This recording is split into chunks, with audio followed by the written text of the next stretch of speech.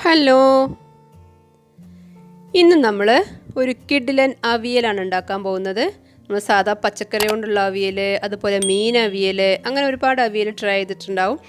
ഇത് മുട്ട അവിയലാണ്. നിങ്ങൾക്ക് കാണുമ്പോൾ തന്നെ മനസ്സിലാവും മുട്ട അവിയലാണിത്. ഒരു കിഡിലൻ റെസിപ്പിയാണ്. ചോറിൻ്റെ കൂടെ ഇത് മാത്രം മതി ചോറുണ്ണാൻ, വേറെ കറികളൊന്നും തന്നെ വേണമെന്നില്ല. അത്രയും ടേസ്റ്റിയാണ്, ഹെൽത്തിയാണ്. അപ്പോൾ നിങ്ങൾ കണ്ടു നോക്കുക. വീഡിയോ ഇഷ്ടമായി കഴിഞ്ഞാൽ ചാനലൊന്ന് സബ്സ്ക്രൈബ് ചെയ്യുക, ലൈക്ക് ചെയ്യുക, കമൻറ്റ് ചെയ്യുക. നമുക്ക് വീഡിയോയിലോട്ട് പോവാം. ഇതിലേക്ക് ഞാൻ പച്ചക്കറികൾ എടുത്തിട്ടുള്ളത് മുരിങ്ങക്കായ, പിന്നെ പൊട്ടാറ്റോ, അതുപോലെ വെള്ളരി. ഓരോരുത്തരുടെ ഇഷ്ടമാണ്. മുരിങ്ങക്കായ അതുപോലെ പൊട്ടാറ്റോ ഒക്കെ ഇതിൽ സാധാരണ ഇടുന്നത് തന്നെയാണ്. അരയ്ക്കാൻ വേണ്ടിയിട്ട് എടുത്ത് വെച്ചിട്ടുള്ളത് തേങ്ങയുണ്ട്, പച്ചമുളക്, മുളക് പൊടി, മഞ്ഞൾപ്പൊടി, ചെറിയ ജീരകത്തിൻ്റെ പൊടി, കറിവേപ്പില. ചെറിയ ജീരകമായാലും മതി, ഞാൻ പൊടിയാണ് എടുത്തിട്ടുള്ളത്. മുളക് പൊടി ഓരോരുത്തരുടെ ഇഷ്ടത്തിനനുസരിച്ച് ഇടാം. ഞാൻ 1/2 ടീസ്പൂണാണ് എടുത്തിട്ടുള്ളത്. 1/4 ടീസ്പൂൺ മഞ്ഞൾപ്പൊടി. കറിവേപ്പില നമ്മൾ ഇതിൻ്റെ കൂടെ അരയ്ക്കും, അതൊരു പ്രത്യേക ടേസ്റ്റാണ്.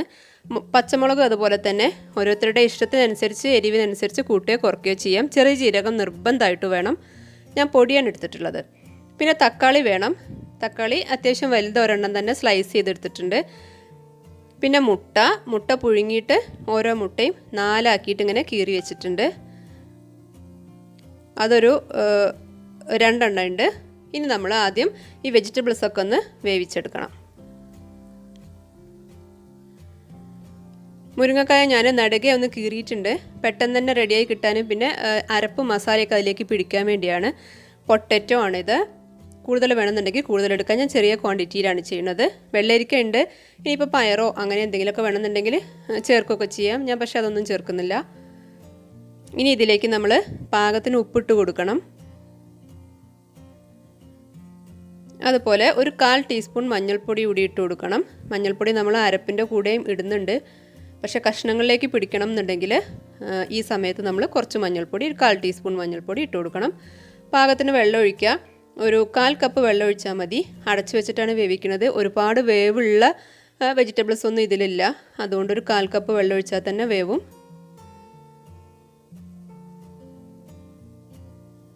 അടച്ച് വെച്ചിട്ടൊന്ന് വേവിക്കുക. ഇനി ഇത് നമ്മൾ ഒരു പകുതി വേവാകുമ്പോൾ തക്കാളി ചേർത്ത് കൊടുക്കണം. തക്കാളി ചേർക്കുന്നത് പുളിക്ക് വേണ്ടിയിട്ടാണ്. സാധാരണ നമ്മൾ അവിയൽ തക്കാളി ചേർക്കാറില്ല, തൈരാണ് ചേർക്കുക പുളിക്ക് വേണ്ടിയിട്ട്. ഇതിപ്പോൾ മുട്ടയും കൂടി ഉള്ളത് കാരണം നമ്മൾ തൈര് ചേർക്കണില്ല, പകരം തക്കാളിയാണ് ചേർക്കുന്നത്. ഇനിയിപ്പോൾ മാങ്ങ ഉണ്ടെങ്കിൽ അതായാലും മതി. തക്കാളി ഇങ്ങനെ ഒരുപാട് വെന്തലിഞ്ഞ് പോകണം എന്നില്ല. കഷ്ണങ്ങൾ ഒരു 1/4 വേവൊക്കെ, പകുതി 1/4 വേവായതിനു ശേഷം മാത്രം തക്കാളി ഇട്ട് കൊടുത്താൽ മതി. എന്നാൽ പോലും അതിലേക്ക് പുളി പിടിച്ചോളും. തക്കാളി ഇട്ടതിന് ശേഷം ഒരു 2 മിനിറ്റ് ഒന്ന് അടച്ച് വെക്കുക. പുളിയൊക്കെ അതിലേക്ക് ഇറങ്ങും. ഏകദേശം കണ്ടോ, ഇപ്പോൾ തക്കാളി ഒരു ഏകദേശം ഒന്നായിട്ടുണ്ട്. തക്കാളി പെട്ടെന്ന് വേവും ചെയ്യും. പിന്നെ ഒരുപാട് കറിയിലൊക്കെ ഉള്ളതുപോലെ വെന്തലിഞ്ഞ് പോകണം എന്നില്ല നമുക്ക്. ഇനി നമ്മൾ ഇപ്പോൾ കഷ്ണങ്ങളെല്ലാം വെന്തിട്ടുണ്ട്. അതിലേക്ക് നമ്മൾ അരപ്പിട്ട് കൊടുക്കുകയാണ്. ഒരുപാട് നന്നായിട്ട് അങ്ങ് അരയരുത്, ഒന്നങ്ങ് ഒതുക്കിയെടുക്കാനേ പാടുള്ളൂ, ഒന്ന് ചതച്ചെടുക്കാനേ പാടുള്ളൂ.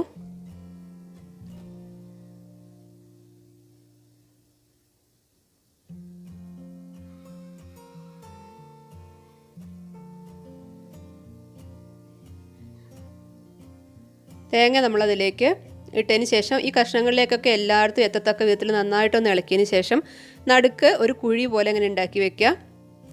എന്നിട്ട് നമ്മൾ ഈ മുട്ട റെഡിയാക്കി വെച്ചിട്ടുള്ളത് അത് അവിടെ വെച്ച് കൊടുക്കുകയാണ്. കറക്റ്റ് സെൻറ്ററിലായിട്ട് വെച്ച് കൊടുക്കുകയാണ്.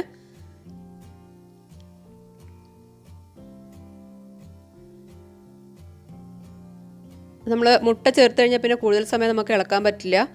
എന്നിട്ട് നമ്മൾ മുട്ട വെച്ചതിന് ശേഷം സൈഡിലുള്ള വെജിറ്റബിൾസ് ഈ അരപ്പോടൊക്കെ തന്നെ നമ്മൾ അരപ്പോട് കൂടി തന്നെ നമ്മളതിൻ്റെ മുകളിലേക്ക് ആക്കി കൊടുക്കണം. അപ്പോഴേ ഈ മസാല മീൻസ് നമ്മൾ അരപ്പ്, മഞ്ഞൾ ഇതെല്ലാം കൂടി ചേർത്ത ഈ അരപ്പെല്ലാം കൂടിയും ഈ മുട്ടയിലേക്ക് ഒന്ന് പിടിക്കുള്ളൂ. എന്നിട്ട് ലോ ഫ്ലെയിമിൽ ഒന്ന് അടച്ച് വെക്കുക.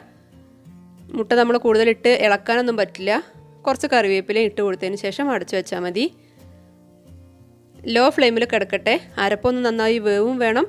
ആ സെയിം ടൈം നമ്മൾ മുട്ടയിലേക്കൊക്കെ അരപ്പൊന്ന് പിടിക്കും കൂടി വേണം. ഇപ്പോൾ ഞാൻ ഒരു 2 മിനിറ്റ് അടച്ചു വെച്ചതിന് ശേഷം ഒന്ന് തുറന്നു. പതുക്കെ ഇളക്കി കൊടുക്കുക. മുട്ട ഉടഞ്ഞു പോവാത്ത രീതിയിൽ ഇളക്കി കൊടുക്കുക. ലാസ്റ്റ് നമ്മൾ സാധാരണ അവിയൽ ചെയ്യണ പോലെ തന്നെ ഫ്ലെയിം ഓഫാക്കിയതിന് ശേഷം പച്ച വെളിച്ചെണ്ണ ഒഴിച്ചു കൊടുക്കണം. ഒരു 3 ടേബിൾ സ്പൂൺ വെളിച്ചെണ്ണ ഞാൻ ഒഴിച്ചു കൊടുക്കുന്നുണ്ട്. വെളിച്ചെണ്ണ എത്രയുണ്ടോ അത്രയും ടേസ്റ്റ് കൂടുക ചെയ്യുക.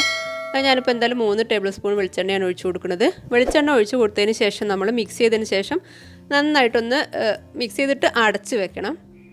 അങ്ങനെ അടച്ച് വെക്കുന്നത് എന്താണെന്ന് വെച്ച് കഴിഞ്ഞാൽ മുട്ടയിലേക്ക് ഇതെല്ലാം ഒന്ന് പിടിക്കണം. ഉടനെ തന്നെ സെർവ് ചെയ്യരുത്, ഉടനെ തന്നെ കഴിക്കാൻ എടുക്കരുത്, അപ്പോൾ ടേസ്റ്റ് കുറയും. ഉപ്പ് നമ്മൾ നോക്കണം, പക്ഷേ കഷ്ണത്തിലേക്ക് ഉപ്പിട്ടത് കാരണം പിന്നെ ഉപ്പിട്ട് കൊടുക്കേണ്ട ആവശ്യമൊന്നുമില്ല. എത്രയേ ഉള്ളൂ. ഇപ്പോൾ റെഡി ആയി കഴിഞ്ഞു. മുട്ടയൊന്നും ഉടഞ്ഞു പോവാതെ കിട്ടണം. അരപ്പൊക്കെ അതിലേക്ക് പിടിക്കും വേണം.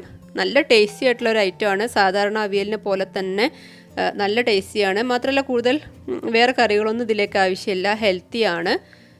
കുട്ടികൾക്കൊക്കെ പ്രത്യേകിച്ചും നല്ല ഇഷ്ടമാവും. കാരണം മുട്ടയൊക്കെ കട്ട് ചെയ്ത് ഇങ്ങനെ വെക്കുന്നത് കാരണം ഇഷ്ടമാവും. കൂടുതൽ വെജിറ്റബിൾസ് വേണമെന്നുണ്ടെങ്കിൽ കൂടുതൽ വെജിറ്റബിൾസ് യൂസ് ചെയ്യുകയും ചെയ്യാം. വളരെ കുറച്ച് വെജിറ്റബിൾസ് ഉള്ളുവെങ്കിൽ അങ്ങനെയും ചെയ്യാം. വീഡിയോ ഇഷ്ടമായി എന്ന് വിചാരിക്കുന്നു. ഇഷ്ടമായാൽ ചാനലൊന്ന് ലൈക്ക് ചെയ്യുക, കമൻറ്റ് ചെയ്യുക, സബ്സ്ക്രൈബ് ചെയ്യുക. വീണ്ടും കാണാം. താങ്ക്